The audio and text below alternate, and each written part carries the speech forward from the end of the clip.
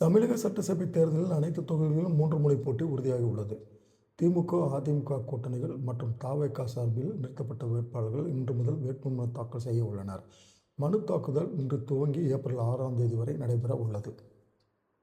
தவேக வேட்பாளர்களை விஜய் அறிவித்தார். மாற்றுக் கட்சியிலிருந்து வந்த 106 பேருக்கு சீட்டும் வழங்கப்பட்டது.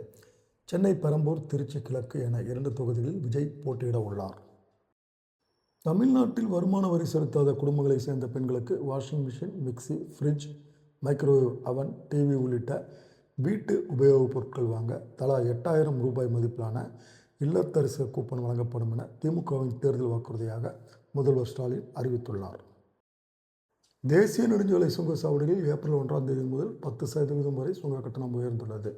மேலும் டிஜிட்டல் பண வர்த்தனை மூலம் மட்டுமே கட்டணம் வசூலிக்கப்பட வேண்டும் என்றும் ரொக்கமாக பணம் வசூலிக்கப்படக்கூடாது என்றும் நெடுஞ்சாலைத்துறை ஆணையம் அறிவித்துள்ளது. சென்னை குளத்தூரில் அதிமுக சார்பாக முதல்வர் ஸ்டாலினை எதிர்த்து முன்னாள் கவுன்சிலரான சந்தான கிருஷ்ணன் களமிறக்கப்பட்டுள்ளார்.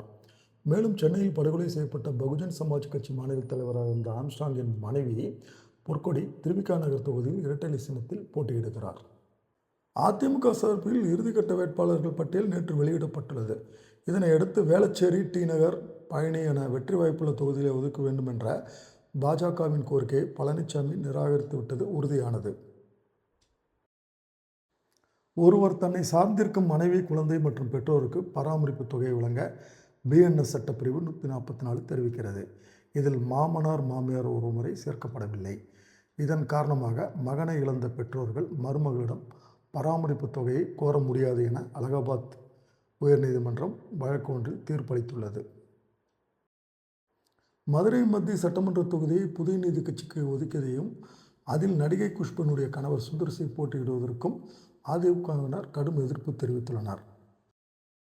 அமெரிக்காவில் பெட்ரோல் விலை உயர்ந்ததை கண்டித்தும் கடுமையான குடியேற்ற கொள்கை, மன்னராட்சி போன்ற குற்றச்சாட்டுகளை முன்வைத்தும் நோ கிங்ஸ் என்ற பெயரில் அமெரிக்கா முழுவதும் லட்சக்கணக்கான மக்கள் சாலைகளில் திரண்டு டொனால்ட் ட்ரம்புக்கு எதிராக நேற்று போராட்டம் நடத்தினர். போரை முடிவுக்கு கொண்டு வர அமெரிக்காவுடன் நிபந்தனையுடன் கூடிய பேச்சுக்கு தயார் என பாகிஸ்தான் அரசு மூலம் அமெரிக்காவுக்கு ஈரான் செய்தி அனுப்பியதாக பாகிஸ்தான் தகவல் தெரிவித்துள்ளது. உடனடியாக தாக்குதல்கள் நிறுத்தப்பட வேண்டும், எதிர்காலத்தில் தாக்குதல் நடத்தக்கூடாது என்பதற்கான உத்தரவாதம் தேவை என்பதை ஈரான் நிபந்தனை விடுத்துள்ளது. நாள் ஒன்றுக்கு 120 முதல் 130 வரை பத்திரப்பதிவில் நடந்து வந்த பத்திரப்பதிவு ஆபீஸ்களில் பறக்கும் படை சோதனையால் பத்திரப்பதிவு பாதியாக குறைந்துள்ளது என தகவல்கள் வந்துள்ளன.